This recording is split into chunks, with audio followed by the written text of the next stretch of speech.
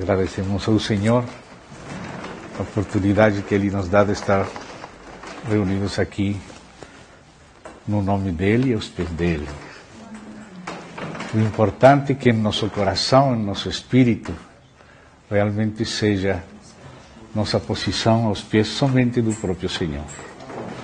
Então, rogo aos meus irmãos que vamos a inclinar nosso coração, nosso rosto, vamos a invocar seu nome, vamos conversar com Ele, vamos com nosso espírito tocar o espírito dele, Ele está perto de nós, e pedir que também Ele possa nos tocar, que Ele possa nos vivificar, nos ajudar. Amém?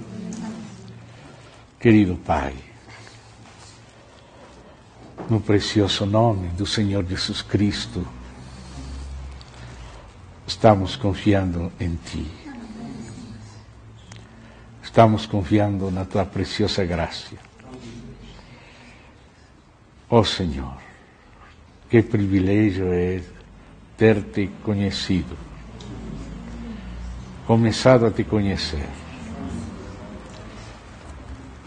Obrigado por preparar esta ocasião para nós. Estamos confiando que vem do Senhor. Mas também precisamos de Ti. Por isso oramos. Por isso invocamos Teu nome. Porque desejamos que seja o próprio Senhor que nos presida, o próprio Senhor que nos socorra e nos conceda te seguir em espírito. Vivifica nosso homem interior. Seja com nossos espíritos, para que possamos conhecer segundo o Espírito e viver por Ele. No precioso nome de Jesus, Teu Filho, deixamos todo nas Tuas mãos, confiadamente. Amém. E amém.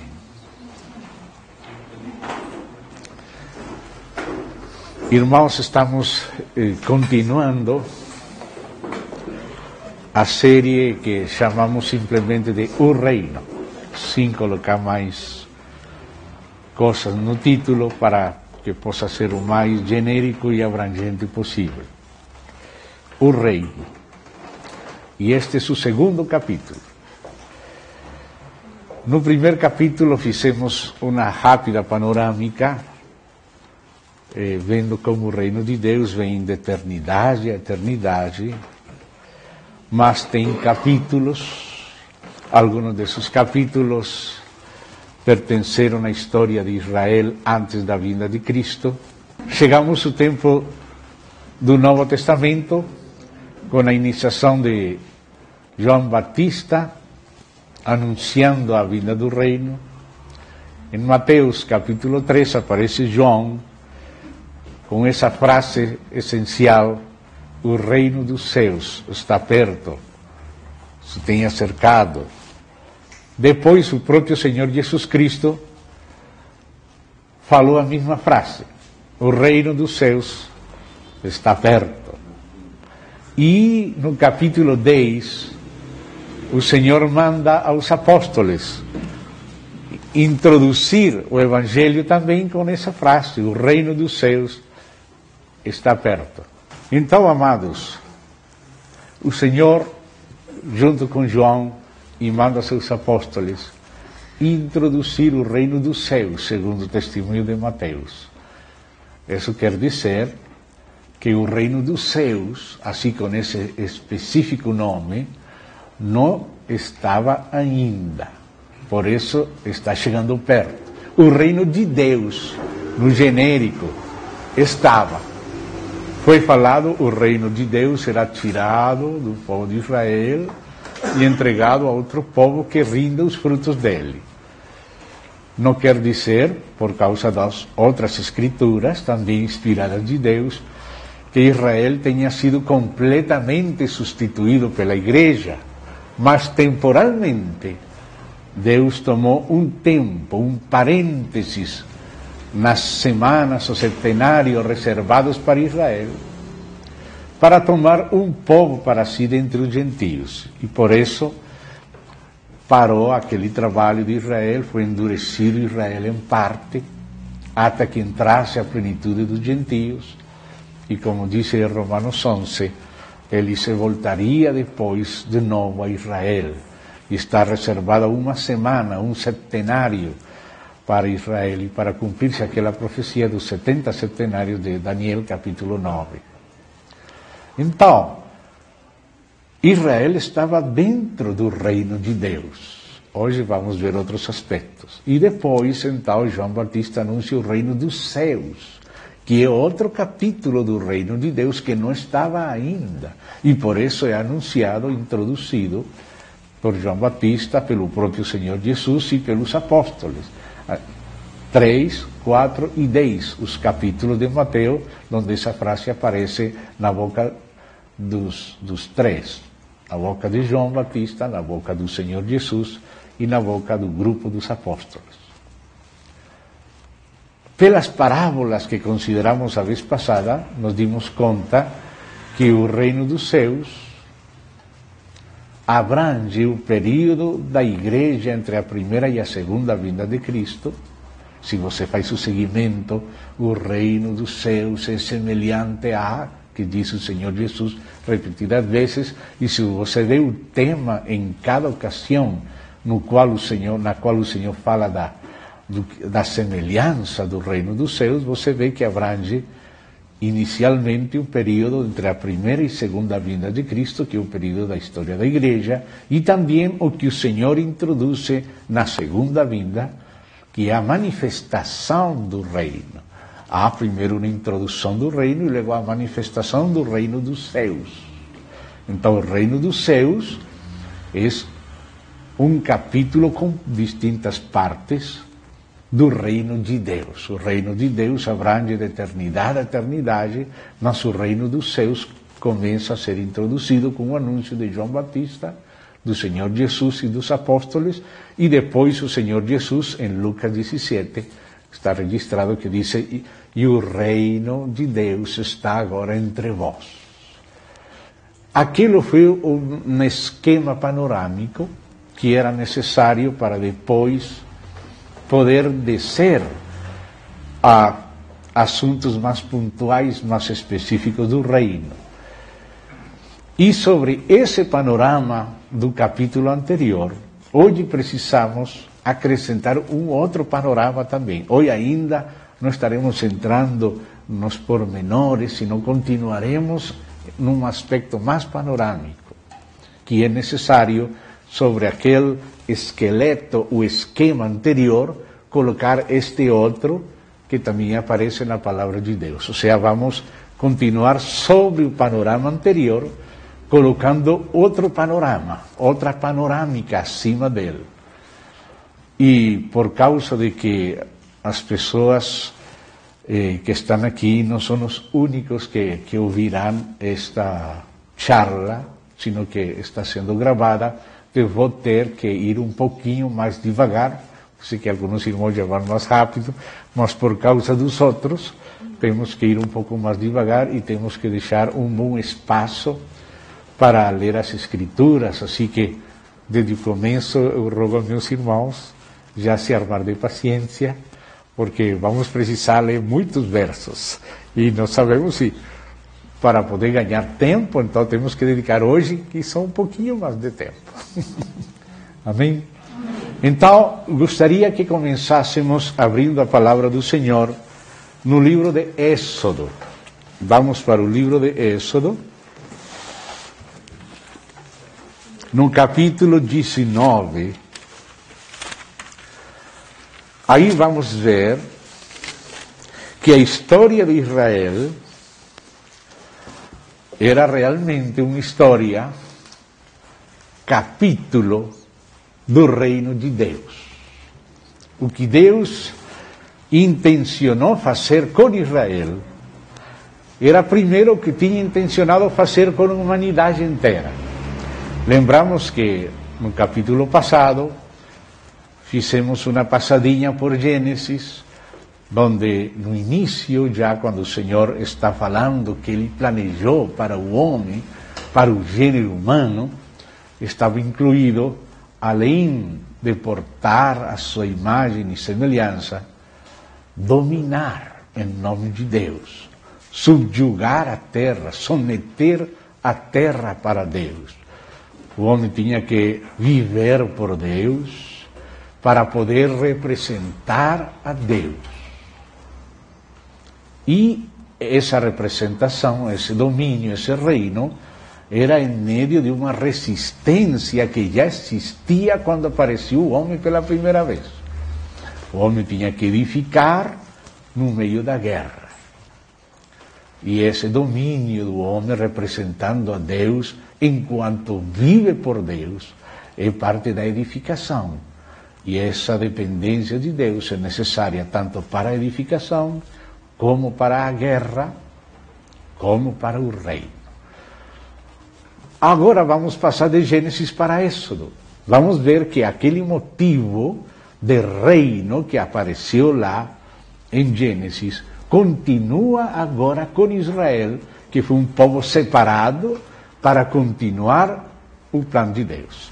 Então, no livro de Êxodo, no capítulo 19, quero chamar a atenção dos irmãos nos primeiros 6 versos. No terceiro mês da saída dos filhos de Israel da terra do Egito, no primeiro dia desse mês, vieram ao deserto de Sinaí. Chama a atenção, saída dos filhos de Israel. Filhos de Israel. Não está falando aqui de Levi, não está falando aqui de Arão, está falando de Israel. Tendo partido de Refidim, vieram ao deserto de Sinaí, no qual se acamparam. Ali, pois, se acampou Israel, em frente do monte. Subiu Moisés a Deus, e do monte o Senhor o chamou e lhe disse: assim falarás à casa de Jacó. Deus está falando para toda a casa de Jacó. E anunciarás aos filhos. O Senhor dirige a sua palavra a toda a casa de Jacó e aos filhos de Israel em geral. Tendes visto o que fiz aos egípcios, como vos levei sobre asas de águias, e aqui aparecem por primeira vez as asas de águia, que aparecerão de novo no capítulo 12 de Apocalipse. Como vos levei sobre asas de águias, e vos cheguei a mim. Agora, pois, se, olha a condicionalidade desta frase aqui. Porque quando o contexto é o reino, existe condicionalidade. Há uma diferença entre receber ao Senhor por graça e ser galardonado por ter aproveitado bem responsavelmente a graça. A graça se recebe por fé, mas a graça tem que se aproveitar, tem que usufruir, se tem que aplicar, e aí entra a responsabilidade do homem. Aí entra o esforço na graça. Quando Paulo escreve para Timóteo, Timóteo se esforça na graça. Uno pensaria, mas como? Acaso não são totalmente contrários esforço e graça? Pois para Paulo não. Ou senão não tivesse escrito essa frase para Timóteo. Paulo não era hipercalvinista. Paulo era Pablo, apóstolo de Jesus Cristo. Então ele falou, Timóteo, se esforça na graça. E então, aqui aparece em Êxodo 19:5, condicionalidade no contexto do reino. Agora, pois, se diligentemente ouvirdes a minha voz e guardardes a minha aliança, então,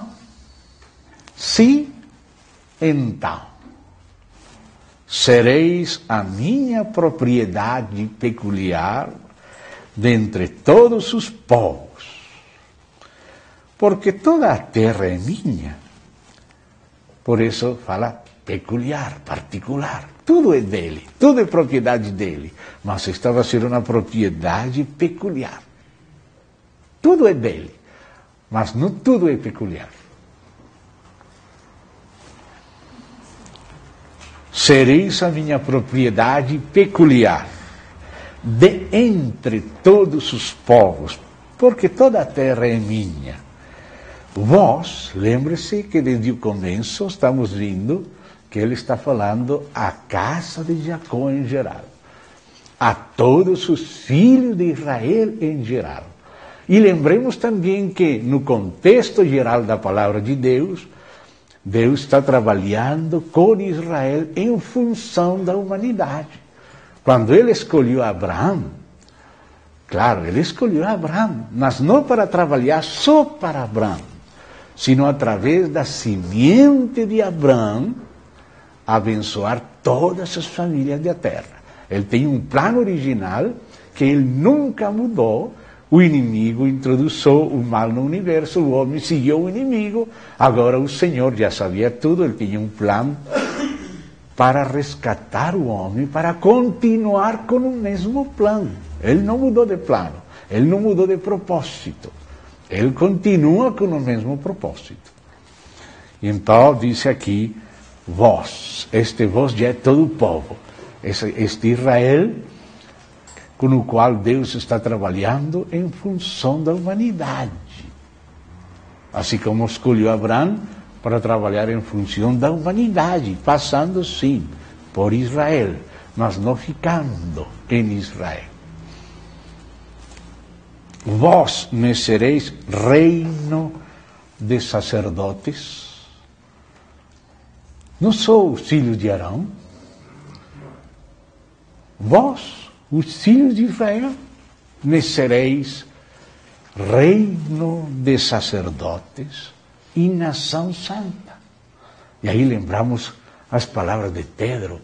Pedro usou no Novo Testamento estas mesmas palavras. E o Novo Testamento é uma continuidade do trabalho de Deus, que é um trabalho por etapas em função do mesmo propósito. Todo em continuidade. Lá vocês querem ver comigo, 1 de Pedro 2,9, verso sumamente importante. Primeira epístola de Pedro, capítulo 2, verso 9, agora dirigido à igreja. Pedro dirige esta carta aos eleitos, que são forasteiros na dispersão. Quando fala a dispersão, porque inicialmente eles trabalhavam com os israelitas, com as ovelhas perdidas de Israel, e depois passaram para os gentios. Então, falando agora em Cristo, disse: vós, porém, sois raça eleita, sacerdócio real, nação santa, povo de propriedade exclusiva de Deus, a fim de proclamar essas virtudes daquele que vos chamou das trevas para a sua maravilhosa luz. Vós, sim, que antes não erais povo, agora os gentios entraram. Bem? Mas agora sois povo de Deus. Note, Deus queria tudo para toda a humanidade. Mas a humanidade caiu, toda ficou perdida, com exceção do Salvador. Então agora ele começa a trabalhar com Abraão, com Isaac, com Jacó, com Israel, para preparar a vinda do Messias para a salvação de Israel e da humanidade. Sempre o objetivo é a humanidade. Deus quer que todos os homens sejam salvos e todos venham ao pleno conhecimento da verdade. E o que Deus quer Ele não quer a morte do ímpio. Ele quer que se arrependa e viva. E ele dá graça a todos, mas não impõe a graça. Ele dá graça para capacitar o homem, para receber ela e viver por ela. Mas a decisão de responsabilidade, que a graça sustenta, mas a decisão Deus deixa com o homem. O homem não pode decidir sem a ajuda da graça, mas a graça não quer prescindir do homem, da responsabilidade do homem. Deus quer que o homem, como homem, exista. E ele, quando planejou o homem livre. Depois da queda foi afetado. Mas o propósito de Deus é tratar com homens livres. Por isso a graça tinha que devolver, retornar a liberdade e a capacidade para a responsabilidade ao homem. Deus nunca vai decidir pelo homem. Deus toma certas decisões, mas Ele quer que o homem também tome decisões. E as decisões do homem, Deus quer que tenham efeito. Tenha efeito. Não haverá pessoas no inferno por culpa de Deus, senão por culpa das decisões dos homens. Então, aqui diz Pedro, falando da igreja já em geral, incluindo os gentios: vós que antes não erais povo, mas agora sois povo de Deus, que não tinhais alcançado a misericórdia, mas agora alcançastes misericórdia. Então vemos como Pedro está baseado naquelas mesmas palavras introduzidas por Deus, agora faladas por Pedro, e Pedro está na continuidade do que Deus queria. E agora toda a igreja de toda tribo, povo, língua e nação é real sacerdócio. Existe um real sacerdócio do Novo Testamento, estabelecido pelo sumo sacerdote, o Senhor Jesus Cristo, que é sumo sacerdote segundo a ordem de Melquisedeque, que foi anterior a Israel e ao próprio Abraão, a quem Abraão reconheceu, e Abraão se inventou o dízimo. É a primeira vez que aparece o dízimo na Bíblia, foi uma invenção de Abraão, e ele fez isso voluntariamente para Melquisedeque. O dízimo não é só da lei, é anterior à lei, e pertence não só ao sacerdócio levítico, sino também ao sacerdócio de Melquisedeque. Os que somos filhos de Abraão, fazemos a obra de Abraão sem estar debaixo da lei, não nos justificando pela lei, mas fazendo as coisas em espírito e em verdade livremente. Então, aqui vemos a intenção de Deus, de um sacerdócio real, universal, que passa para Israel agora em particular, de maneira peculiar. Deus queria isso para todo homem, mas agora, pelo menos, vai começar a trabalhar com Israel e oferece o reino que tinha oferecido o homem. Ele fez o homem para que o homem dominasse, vivesse por ele para poder representar ele, e esse é o reino. Mas o homem caiu, então Deus começou a trabalhar com alguns, mas em função de todos. Esta frase nos mostra que Deus queria que todo Israel fosse um real sacerdócio, um reino sacerdotal. Mas depois, o próprio Israel não tomou posição para com Deus. Porque a função de sacerdote tem seus itens, assim como qualquer profissão tem seus itens. Um advogado tem que fazer isto. Se ele não faz isso, ele não está executando a sua advocacia. Um engenheiro tem que engenhar. Um médico tem que medicar, tem que curar. E um sacerdote tem que sacerdotar. Eu sei que não é um verbo que está nem em português e não está em espanhol, mas está no grego. E está no Novo Testamento. Só que não é o momento de entrar nele, mas está em Romanos 15. É um verbo interessante que temos que introduzir nos nossos dicionários agora. Bom, então, vem Moisés, desce do monte, com as tábuas na mão, e encontra o povo naquela situação terrível. E aí Moisés tem que dizer, quem está por Yahvé?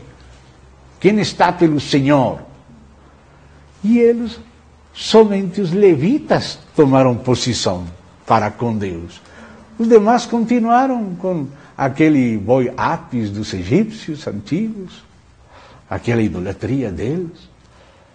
Então, não foi Deus que quis excluir ele, foi o próprio povo que se excluiu do sacerdócio. O próprio povo se excluiu do sacerdócio. Agora ficaram só os levitas. Agora só os levitas podiam tratar com um tabernáculo. E Arão, então, foi o detentor do sumo sacerdócio. E os filhos dele. E agora o sacerdócio, segundo a ordem de Arão, foi restringido a essa linhagem. Só eles podiam fazer, ninguém podia chegar perto. Os levitas cooperavam com eles, chegavam um pouquinho perto, mas não tanto como eles. Mas o propósito original era todos. Ele falou de um novo pacto.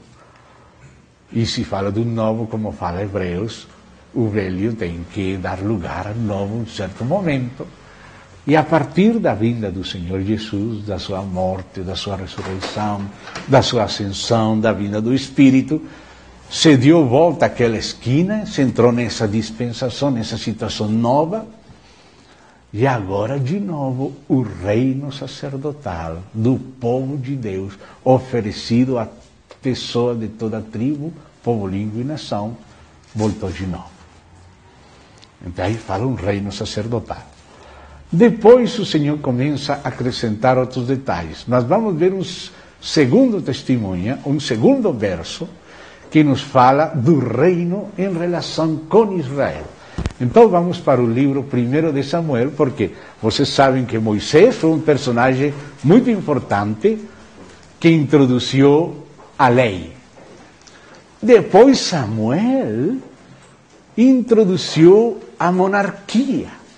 E a monarquia é como se fosse um novo capítulo do reino de Deus, preparando o reino dos céus, que seria para o filho de Davi. Amém?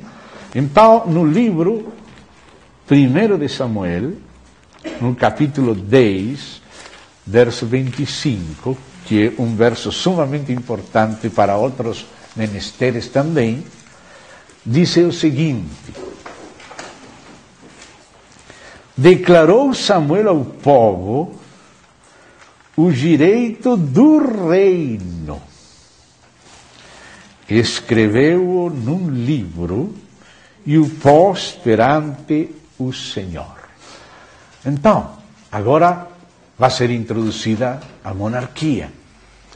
Mas já desde antes da monarquia, Deus tinha previsto que se houvesse um rei, se Israel chegasse, por exemplo, em Deuteronômio, vem falar de que vai haver um rei. E que aqueles reis têm que manter a fidelidade à palavra, têm que ler a palavra desde princípio a fim, como falou o Senhor também para Josué, que não se afastasse do livro da lei. O reino tinha que se representar a si mesmo. O rei tinha que se representar o sentir de Deus, o espírito da palavra de Deus. Isso que tem que fazer o rei. Sempre o reino não tem somente um aspecto exterior. o aspecto primeiro, principal do reino é o aspecto interior. E o aspecto de reconhecer a Deus como soberano e rei. E obedecer Ele em espírito e em verdade. Então aí estamos reconhecendo o reino. Então estamos abrindo porta para uma manifestação exterior, com consequências em todas as áreas da vida do reino. Mas o reino tem que ter primeiro uma parte espiritual. E então uma manifestação total nas demais coisas. O reino começa no espírito.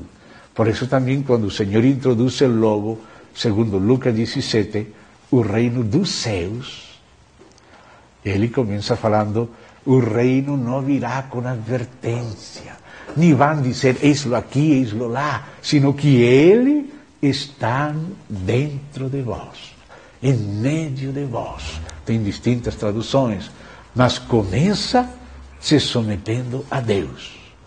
Então, vemos que o reino geral tem aqueles capítulos especiais do reino de Deus.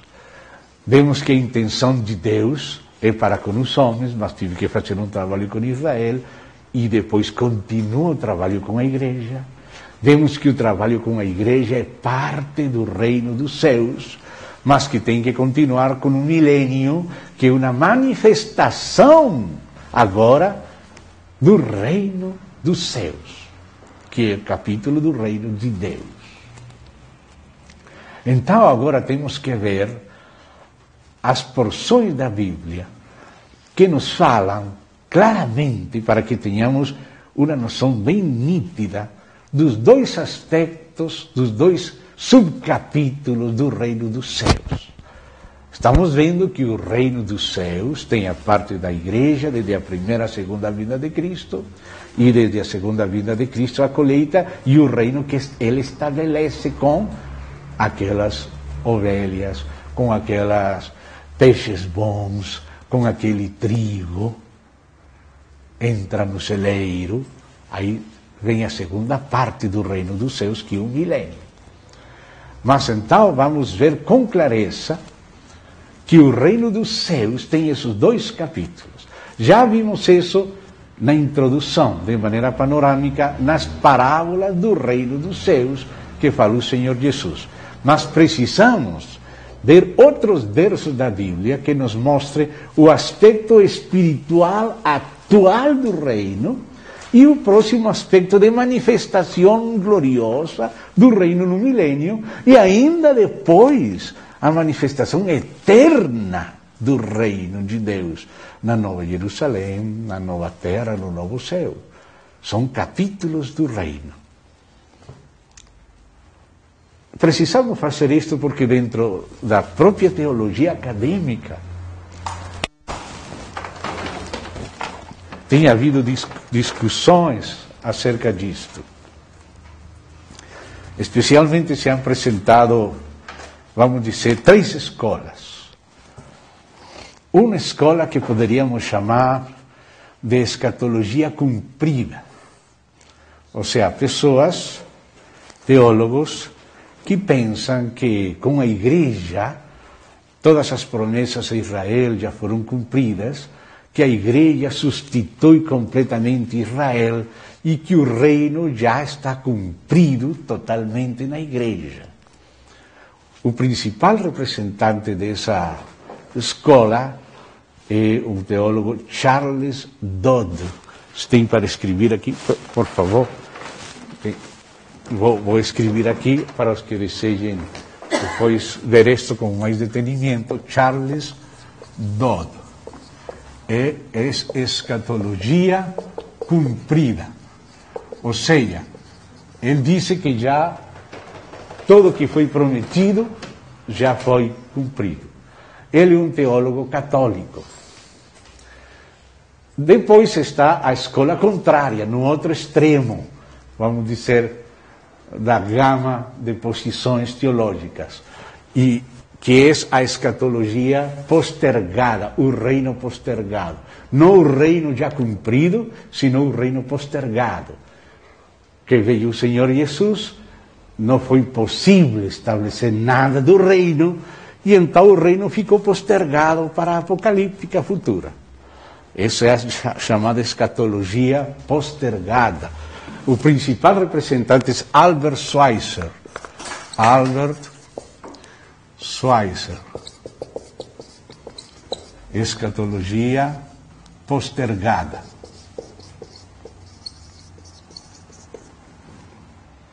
Mas existe uma terceira posição,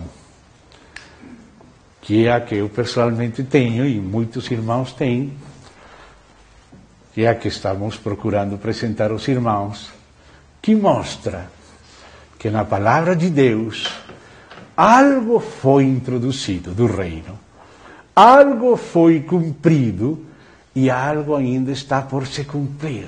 Tem coisas que já foram introduzidas e por isso tem versículos que falam atualmente do reino.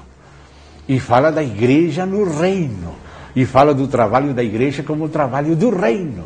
Mas ao mesmo tempo não é tudo o que estava prometido do reino. Ao mesmo tempo tem coisas futuras que ainda não se cumpriram, que foram introduzidas, mas que são somente arras. O Espírito Santo mesmo é arras, antecipo da herança completa. Então tem que haver algo mais do que temos agora. Então, aquela escola que enfatiza o que foi postergado tem uma parte de verdade. Aquela escola que fala de que coisas foram cumpridas também tem uma parte. Mas existe uma parte que já existe e uma que ainda tem que vir. E o reino dos céus, por isso, tem 2 capítulos. O capítulo da igreja e o capítulo do milênio. E o capítulo do milênio não é tampouco o capítulo final. Ainda vem o capítulo do reino eterno futuro, na Nova Jerusalém, no céu novo e terra nova. Vou recomendar aos irmãos 2 autores, não estou falando que sejam eles infalíveis, mas são sérios, e que eles têm uma posição intermédia, que podemos dizer, cumprido, mas não todo ainda. Entende? O irmão Hermann Ridderbos,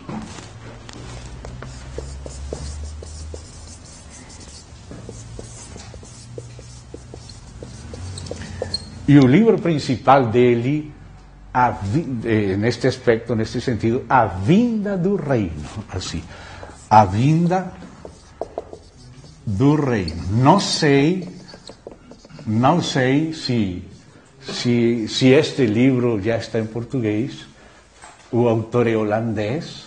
É o mesmo autor daquele livro que recomendamos sobre Bultmann. Bultmann é um teólogo liberal bastante corrosivo, mas o irmão Hermann Ridderbos escreveu um livro sobre Bultmann que recomendei aos irmãos, e já o irmão Maurício me falou que já está chegando.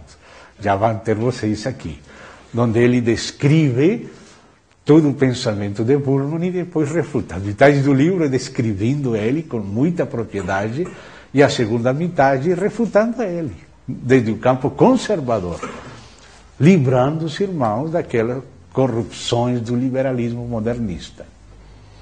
Então, este irmão tem um livro em 2 volumes, chamado A Vinda do Reino, onde ele põe as objeções às 2 escolas e apresenta uma posição mais equilibrada.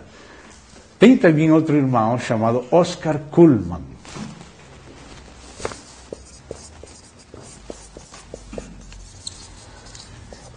E o livro clássico dele acerca deste assunto é Cristo e o Tempo. É um clássico dentro da teologia acadêmica. Cristo e o Tempo. Me parece que este livro já está em português, não sei se pela Novo Século ou alguma outra editora, mas ele entra neste aspecto apresentando o que já foi cumprido, o que está no futuro. A minha posição não se deve a eles, sino à própria Escritura, mas temos que reconhecer a ajuda deles e de outros irmãos também. Amém?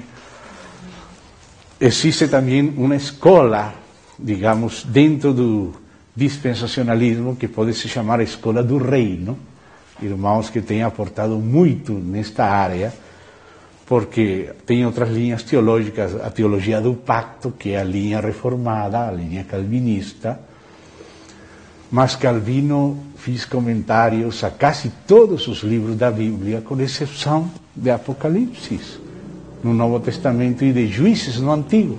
Ele comentou todos os livros da Bíblia, menos Juízes e menos Apocalipse. Karl Barth, grande teólogo, considerado o maior teólogo do século XX, escreveu 14 volumes de dogmática, mas não tratou escatologia. Não tratou escatologia. Então, a linha da teologia do pacto tem muita influência ainda do catolicismo, porque os reformadores não entraram na onda da dispensação, porque eles estavam noutra tônica. Era a época de recuperar a justificação pela fé, e essa foi a ênfase deles, e tinha que passar algum tempo que essa ênfase ficara clara, para que depois o resto da palavra pudesse edificar-se sobre essa verdade da justificação pela fé. Irmão, quando estamos tratando do reino, o primeiro que temos que ter presente ainda sem falar é a verdade da justificação pela fé. Somos salvos por graça, não por obras. Por graça que somos salvos, pela fé. E isto não é coisa nossa, é um dom de Deus. Deus nos dá a fé quando envia a sua palavra, porque a fé vem da parte de Deus, pelo ouvir a palavra de Deus. E a palavra de Deus recebida que gera fé. E a fé vem pelo ouvir a palavra de Deus. Então, quando se está falando do reino, não se pode falar do reino esquecendo aquela base importante, que foi o aporte da reforma, restaurar de novo pontos tão importantes como a justificação pela fé, o lugar da fé. As obras não são a base da justificação diante de Deus. Obras são resultado da fé verdadeira e têm um lugar no plano de Deus, mas não para ser perdoados e justificados. Nós somos perdoados no base do sangue, recebida por fé. Nós vivemos por fé, recebemos o Espírito por fé. E ainda trabalhamos para o reino de Deus pela fé, porque é pela fé que nós andamos em Espírito, é pela fé que nós aproveitamos o dom de Deus. Não tem outra maneira de aproveitar o que nos foi dado, senão pela fé. A fé se tem que apropriar da provisão de Deus. Só pela fé apropriamos a provisão de Deus. Mas quando verdadeiramente cremos e apropriamos pela fé, tem um resultado prático. Tem umas obras resultantes que validam nossa fé, que mostram nossa fé. E essas obras vão ser galardoadas, não com a salvação, porque o Senhor falou que a salvação é por graça e não por obras. Mas falou que somos agora em Cristo, novas criaturas, somos feitura de Deus em Cristo para boas obras. E que Ele é um Deus que quer ter um povo celoso de boas obras. E a palavra diz que Ele vai galardoar ao povo seu segundo as suas obras. Eis que venho pronto, meu galardão comigo, para recompensar a cada um segundo são as suas obras. Todos compareceremos ante o tribunal de Cristo, para que cada um receba, não segundo sua fé, segundo tenha feito enquanto estava no corpo, seja bom ou seja mau. Aí não está falando da salvação. A salvação já foi resolvida. Quando crimos, recebimos o Senhor, fomos perdoados, nascimos de novo. Aí foi resolvida a nossa salvação. Mas nossa salvação nos faz filhos, nos faz filhas, nos faz servos, nos faz membros do corpo, nos faz instrumento de justiça. E o trabalho dos salvos vai ser galardoado com uma posição no reino milenial. O tribunal de Cristo não é para decidir a salvação, é para decidir o lugar dos salvos, segundo o seu serviço, segundo o seu negócio. Aqui tem uma mina, negociar com ela, até que eu volte. Quando volte, vai perguntar: o que fizeste com tua mina? Ah, bom servo, no pouco foste fiel, sobre muito te colocarei, ceia sobre 10 cidades. Então, a posição no milênio depende do aproveitamento da graça, pela responsabilidade dos servos e filhos de Deus. Essa é uma parte do conselho de Deus que está expressamente e muito claro na Bíblia, mas que tem sido esquecido. Porque algumas das congregações são herdeiras da tônica do Espírito no século XVI. O século XVI foi a era de enfatizar a justificação pela fé. Por quê? O Espírito Santo tinha que esperar que a igreja tivesse outras coisas prontas, antes de que a igreja pudesse se fundamentar firmemente na justificação por fé de uma vez de novo na história. A expiação tinha que ter sido recuperada. Porque na Idade Média até isso se perdeu. Até teólogo tão importante como Abelardo pensava que a morte de Cristo era um exemplo de martírio para dar a seu povo. Para nós hoje, que temos raízes protestantes, ouvir que a morte de Cristo foi para nos dar exemplo de martírio, para nós é estranho. Mas se precisou da Idade Média, da era escolástica, esperar até Anselmo de Canterbury, para que ele volvesse a trazer o significado profundo da expiação. Mas a expiação ainda tinha que ter a base da cristologia. E a cristologia é a base da Trindade. Então o Espírito Santo, que deu a revelação completa e a fé aos santos uma vez, e na primeira geração os apóstolos viveram naquele pleno depósito. Quando você começa a ver a segunda geração, a terceira, você vai vendo que muitas coisas foram sendo perdidas. Foram sendo perdidas na história da igreja. Então, era preciso que o Espírito Santo começasse a trabalhar. E a primeira coisa que eles tinham que aprender era quem era Jesus. E que relação tinha Jesus com Deus. Aí, quando se deram conta que o testemunho dos apóstolos da igreja primitiva era que ele era Deus também com o Pai, então aí vinha o assunto da Trindade. Né? E que relação tem o Pai com o Filho? E agora o Espírito Santo também é Deus ou não? Você precisou do concílio de Nicea para ter claro, em consenso eclesial, a divindade de Cristo. Alguns tinham isso, como Alexandre de Alexandria, Atanásio, Hilário de Poitiers, em França, mas outros não, foram enganados por Arrio, que negava a divindade de Cristo, que até o próprio imperador impôs o arrianismo por lei no Império Romano.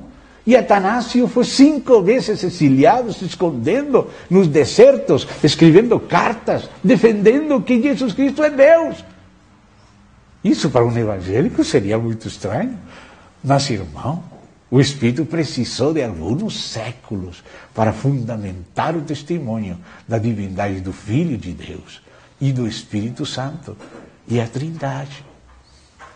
Então, depois vem o relacionamento da divindade com a humanidade de Cristo. O assunto da antropologia. Primeiro enquanto encarnação, depois enquanto o resto dos homens.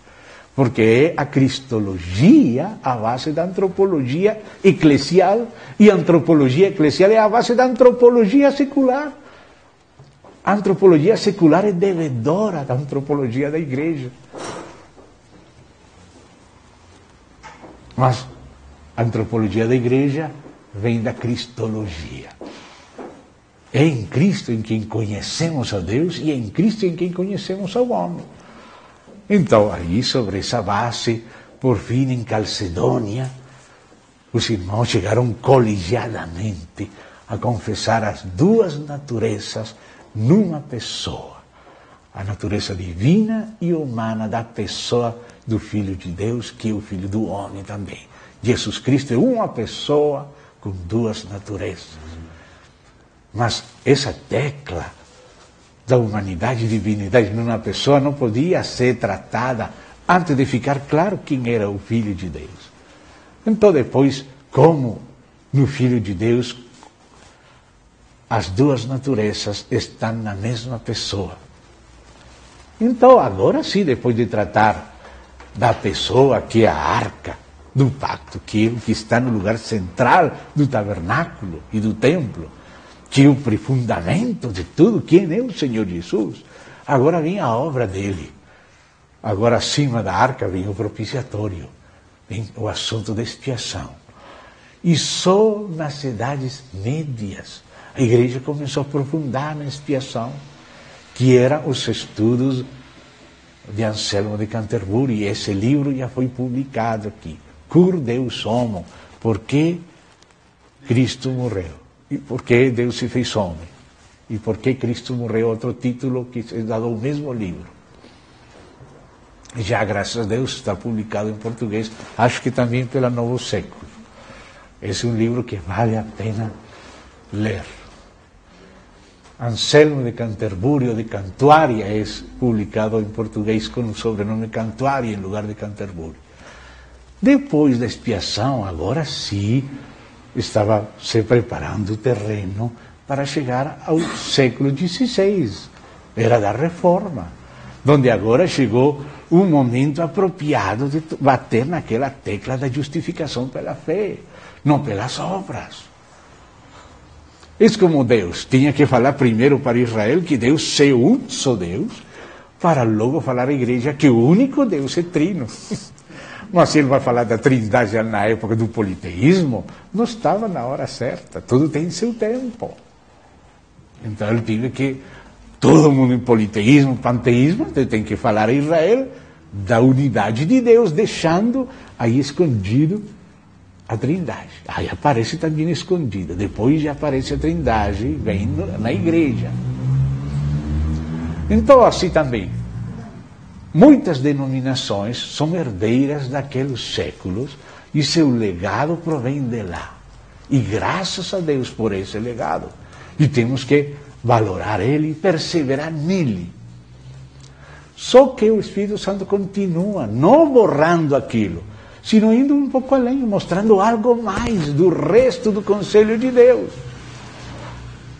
Depois se viu que a santificação também era pela fé, não só a justificação. Não somente somos perdoados, sino que também podemos nos contar mortos e vivos para Deus em Cristo e apresentar nossos membros como instrumento de justiça. E então isso foi o que aconteceu no século XVII, XVIII, XIX, que é a continuidade normal. Então, agora que você sabe quem está dentro, quem está fora, agora você pode chegar ao assunto da igreja. E aí, no século XIX, século XX, o Espírito Santo começou a fluir aquele borbotão acerca da consciência da igreja, saber quem é ela. Mas, no século da Reforma, quem está dentro, quem é salvo, quem não é salvo, como é que alguém é salvo? É por obras. Quem pertence à igreja? Porque depois, até o rei da Inglaterra estabeleceu a religião da Inglaterra. Uma pessoa nasce na Inglaterra, nasce anglicano, não tem que nascer de novo para ser anglicano, só tem que nascer na Inglaterra. E se nascia na Alemanha, era evangélico luterano. Se nasce por aqui, em Sudamérica, é católico. Não tem que nascer de novo, só tem que nascer uma vez. E já tem religião, já tem tudo. Os príncipes decidiam qual era a religião do povo. Eu tenho lido documentos antigos, onde alguém está vendendo um pedaço de terra e vende com galinhas e com camponeses, como se fossem galinhas. Isso era a mentalidade da época. Está vendendo a terra com as pessoas que moram nela. Tudo. Terrível. Então o Espírito Santo tinha que fazer um trabalho por etapas. Toda a revelação está na Bíblia, mas tudo que estava na Bíblia tem sido necessário muitos séculos para descobrir. Tudo que falou o Senhor Jesus e tudo que falaram os apóstolos tem sido necessário muito tempo para entender. Não estamos falando de novas revelações. A revelação já foi dada uma vez, está na Bíblia. Mas será que temos entendido o que está na Bíblia? Só temos escolhido assuntos. Se somos herdeiros de uma linha aqui, então estamos com isso, mas a palavra é muito mais larga. Então, depois de saber quem está dentro e quem está fora, agora podemos saber o assunto da igreja. E agora é com a igreja, porque antes falavam, parece que temos que falar de duas igrejas, invisível, que é a verdadeira, mas ninguém sabe onde que está, e a falsa, que é a outra igreja, a visível, que não é igreja. Bom, essa era a discussão dos reformadores. Mas a Bíblia mesma não fala de igreja invisível e invisível, fala da igreja em Jerusalém, da invisível, não é invisível, da igreja em Corinto, da igreja em Éfeso. E todos eram membros do corpo. Todos os membros da igreja eram verdadeiros. E o joio está semeado no campo, que é o mundo, não a igreja. Quando Jesus explica a parábola do trigo e do joio, ele fala que esse trigo e esse joio foram semeados no campo, que é o mundo. O Senhor Jesus fala que é o mundo. Então, agora está o assunto da igreja. E se tem igreja, é o assunto dos vencedores, vem a escatologia, mas a escatologia tem que ter a base da eclesiologia. A eclesiologia tem que ter a base da soteriologia. A soteriologia tem que ter a base da cristologia. E a cristologia tem que ter a base da teologia própria, da própria trindade. Cristo divino e humano, uma morte expiatória, recebida pela fé para ser salvos e pertencer à igreja. Mas a igreja tem uma função. E haverá vencedores na igreja que reinarão com Cristo. E os membros da igreja serão julgados no tribunal de Cristo, não para decidir sua salvação, mas para decidir seu galardão ou correção como filhos. Então tem que haver um milênio no qual isso aconteça antes da terminação final, que é Nova Jerusalém, céu novo e terra nova. Todos esses capítulos eram necessários para chegar. Então, o assunto do reino também teve seu momento. Já os apóstolos falaram disso, hoje vamos tomar tempo para ver alguns versos, para mostrar esse assunto aqui, que os irmãos falaram, que existe um aspecto do reino que já está em andamento entre nós durante o tempo da igreja, desde Cristo para cá. Mas que existe um andamento futuro do reino que ainda não está entre nós, que estamos esperando, que é uma manifestação do reino, e precisamos saber que as duas coisas existem. Existe algo em andamento que pertence ao reino, que é espiritual, mas existe algo do reino que é futuro, que é uma manifestação do reino no milênio, que toda ainda não é o reino definitivo, que é na Nova Jerusalém, depois do milênio, depois do juízo do trono branco. Então, acho que estes irmãos aqui que recomendei, especialmente essas duas obras, podem ajudar os irmãos a entrar nessas discussões com as outras escolas, acho que vão ser úteis. Não estou falando que sejam infalíveis, mas falo que são sérias e são úteis aos irmãos conseguir nesse aspecto. Então, agora aparece Israel aqui, em Samuel, falando do reino, falando as palavras do reino. Mas essas palavras do reino era a própria Torá, era a própria lei. A própria lei era a lei do reino. O que o rei teria que fazer quando aparecesse em Israel um rei era ler a lei, apreciar a lei, obedecer a lei, ensinar a lei, organizar o país segundo a lei. Esse era aquele capítulo do reino naquele tempo. Por isso lembrávamos aquela passagem a vez passada, e hoje mencionamos, de Mateus 21, onde o Senhor fala: o reino de Deus será tirado deste povo. Ou seja, eles tinham parte no reino de Deus. Mas agora o Senhor introduz o reino dos céus. E agora introduz o reino dos céus com a igreja. Ele continua o testemunho de João Batista, ele disse a mesma coisa, e ele manda seus apóstolos falar a mesma coisa. Vocês vão sair e vão dizer, o reino dos céus está perto de vocês. E depois você começa a encontrar passagens no Novo Testamento que falam do reino. Mas, antes de ler os passagens do Novo Testamento que falam dos dois aspectos do reino dos céus, a parte da igreja e a parte do milênio, é preciso ver antes dois passagens, pelo menos dois testemunhos, que antecipavam o reino completo. O reino completo. E que antecipavam esse reino não só espiritual, sino total. Então precisamos dessas passagens do Antigo Testamento para poder entender melhor os do Novo Testamento, que têm em conta os do Antigo Testamento. Então eu gostaria que vamos a Daniel, pelo menos ao profeta Daniel. Miqueias, Isaías falaram do reino de Javé, do reino messiânico, falaram do reino Monte Sião, e estamos tendo presente todos esses versos, ainda que não estemos lendo tudo, só estamos lendo alguns especiais. Daniel capítulo 2, vocês lembram claramente aquele sonho que teve Nabucodonosor, que Deus lhe deu quando estava preocupado por saber o que seria depois dele, e Deus lhe concedeu aquele sonho que ele esqueceu, para que pudesse crer na verdade da interpretação, porque qualquer sabendo o sonho interpretaria, mas tendo ele esquecido o sonho, só Deus saberia o que ele sonhou.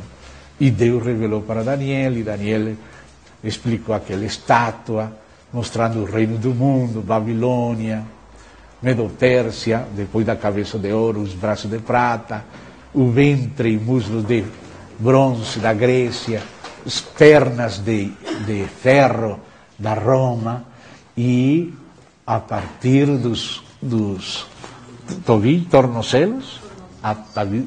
tornozelos, os pés de ferro misturado com barro, que é mais ou menos a situação do século XX, porque aqueles herdeiros do que foi o Império Romano, que teve duas asas, a asa oriental e a asa ocidental, acabaram em 1918, quando o Sacro Império Romano Germânico terminou na Primeira Guerra Mundial, e o Império Otomano, que era a perna oriental, o herdeiro da parte oriental do Império Romano, também terminou o califato em 1918, e a partir da Primeira Guerra Mundial podemos dizer que entramos no tempo dos pés, tempo da Europa já mais nacionalista, e aquelas alianças e coisas que estamos agora.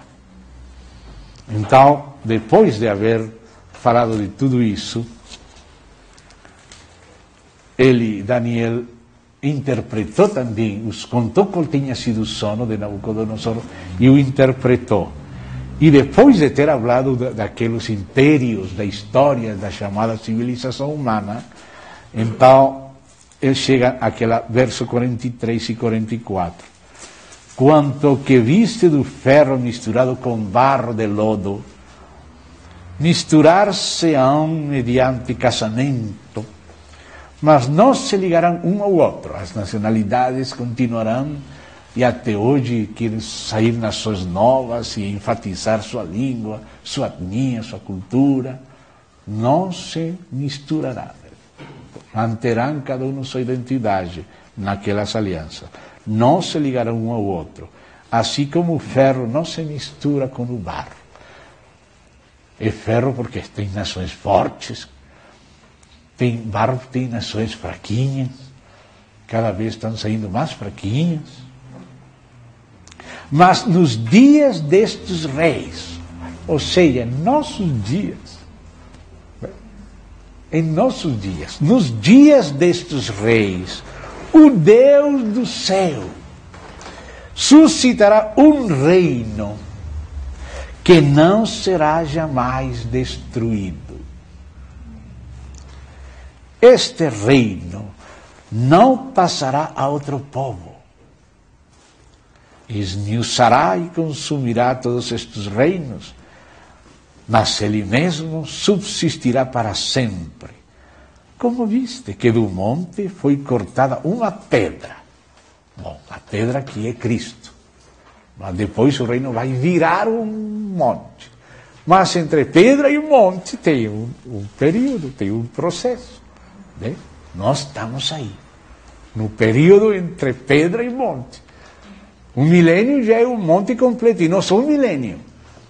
O reino eterno. Então, diz aqui porque Daniel e Deus acostumam a fazer assim. Primeiro, ele dá uma revelação panorâmica com os principais fatos, os principais traços, como quando alguém vai ensinar a desenhar um menino. Faz uma bolinha, essa é a cabeça. Uma linha, esse é o corpo. Duas linhas, os dois braços. Duas linhas, as duas pernas. Depois coloca duas tranças e fala, é a mulher. Principais traços do desenho. Então Deus começa ensinando assim, através daquele sonho que deu a Nabucodonosor e que interpretou Daniel, da parte de Deus, ele mostra os principais traços. Depois ele acrescenta outra visão, que está no capítulo 7, se você quer ver aí comigo, capítulo 7, aí aparecem outra vez aquelas 4 bestas, aquela primeira como um leão, mas agora acrescenta que tem 2 asas, e que devora muita gente, e depois aparece um osso, e aparece o osso se alçando mais de um costado que do outro, e que tem 3 costelas, mas está falando da mesma coisa que tinha falado antes, só que agora vai acrescentando, acima dos ossos, os músculos. Bem? Acrescentando mais detalhes na base da mesma visão, do mesmo assunto, está revelando coisas, as mesmas coisas, mas com acréscimos novos. Depois, no capítulo 8, fala também da mesma coisa, e acrescenta mais. Quando você chega à última visão de Daniel, abrange 3 capítulos, a mesma visão, capítulo 10, 11 e 12, e aí encheu de nervos, de vasos linfáticos, de cabelo. O que no começo era só um pá, uma bolinha. Depois já tem muita coisa. Então Deus trabalha assim, repite e repite e repite, assim como os sacerdotes ascendiam do primeiro andar ao segundo andar nas câmaras laterais do templo por uma escala de caracol. Não era linear, era em caracol, volta e volta e volta, mas cada vez que volta está um pouquinho mais alto. Por fim, sube. Assim é que Deus mostra como se sube, como se ascende na casa de Deus, em forma de caracol, repetindo, repetindo, repetindo, mas em cada repetição tem algo novo, até chegar ao segundo andar. E depois do segundo tem que subir ao terceiro do mesmo jeito, em caracol. Então aqui, no capítulo 7 de Daniel, ele acrescenta os detalhes que não apareciam no sonho de Nabucodonosor. Aparece o principal, mas os detalhes acrescentados vêm agora. Deus vai acrescentando os poucos. Ele disse que a senda dos justos é como a luz da aurora, que vai em aumento até que o dia é perfeito. Ou seja, que o sol não aparece já no meio-dia, não? Parece que não vai sair mesmo. Parece que quase não sai. Depois sai uma linha azulinha, uma linha depois, não? Às vezes, se Mercúrio está no ponto, aparece primeiro Mercúrio, e mostra onde que vai sair o sol, e depois aquela linha vai esclarecendo, aos pouquinhos vai saindo o sol, e vai subindo aos pouquinhos, e vai chegando lá, porque o Senhor acompanha as ovelhinhas, como fez Jacó. Esaú queria que fosse rápido e levasse as ovelhas correndo, e Jacó falou, não, tem recém-paridas, tem que ir ao nível das recém-paridas. Então ele foi fazendo esse trabalho Outros podem ir mais rápido, amém. Mas não se esqueça das ovelhinhas recém-paridas, das ovelhinhas que têm cordeiros e dos cordeiros, amém? Então aqui depois ela acrescenta, aos poucos. E depois de falar daquelas 4 bestas e os detalhes delas, então disse o verso 18 do capítulo 7. Leo o 17 para ter o contexto. Estes grandes animais, que são 4 reis, não 4 pessoas, que é diferente que 4 reis. Porque um rei é muitas pessoas. O rei da Babilônia é Nabucodonosor. Mas Evil-Merodach também é o rei da Babilônia. Nabonido é o rei da Babilônia. Belsazar é o rei da Babilônia. Ciro é o rei da Pérsia. Cambice, seu filho, o rei da Pérsia. Esmerdes-Bardilha, o rei da Pérsia. Dario Estáspes, o rei da Pérsia. Se dá conta? Um rei não é uma pessoa. Um rei é uma posição governante numa civilização. Várias pessoas. Pio XII é o Papa. João XXIII é o Papa. Paulo VI é o Papa. João Paulo I, João Paulo II, Bento XVI é o Papa. Não é uma pessoa. São chifres, ocupados por muitas pessoas que preenchem o lugar desse chifre. Então, esses 4 reis não são 4 pessoas, são aqueles 4 impérios grandes que viriam antes de vir o reino de Deus. O quarto é aquela besta terrível, na qual saem 10 chifres, que são os 10 dedos daquela estátua. E quando se falou daqueles dedos, se falou de um reino dividido, mas não falou do chifre do meio, mas agora acrescentou um detalhe. É um reino, porque os 10 vão dar seu poder e autoridade à besta. E acrescentou um detalhe. Depois, no capítulo 8, acrescenta mais. E no capítulo 10, 11 e 12, muito mais. Mas aqui fala só dos traços principais, um pouco mais voluminosos que o capítulo 2. Estes grandes animais, que são 4 reis que se levantarão da terra. Mas os santos do Altíssimo, receberão o reino e o possuirão para todo sempre, de eternidade em eternidade, ou seja, pelos séculos dos séculos. Aqui vemos que já está falando do reino.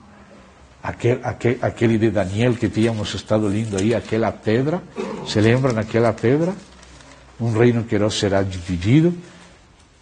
Como viste, 45, como viste que do monte foi cortada uma pedra, sem auxílio de mãos, e eles me usou o ferro, o bronze, o barro, a prata e o ouro. O grande Deus fez saber ao rei o que há de ser futuramente. Certo é o sonho, e fiel à sua interpretação. Há algumas frases que me fazem pensar muito. Por exemplo, esta que diz aqui: nos dias deste rei, o Deus dos céus suscitará um reino que não será jamais destruído. Este reino não passará a outro povo. Essa parte, bom, essa é a parte final, digamos, a manifestação final do reino. Mas aqui fala disto. Porque lembre-se que o Senhor, o Pai, falou: filho, se senta na minha destra, até que eu ponha todos os teus inimigos debaixo dos teus pés. E que fala em 1 Coríntios? Que é necessário que todo outro reino oposto ao Senhor lhe seja submetido. E isso que faz o Espírito Santo, mas através da igreja. Através da igreja. Então aqui fala o que fará este rei. Verso 44, a segunda parte de Daniel 2. Esmiuçará e consumirá todos estes reinos. Que trabalhinho tem o reino dos céus. É um trabalho misterioso. Mas ele mesmo subsistirá para sempre.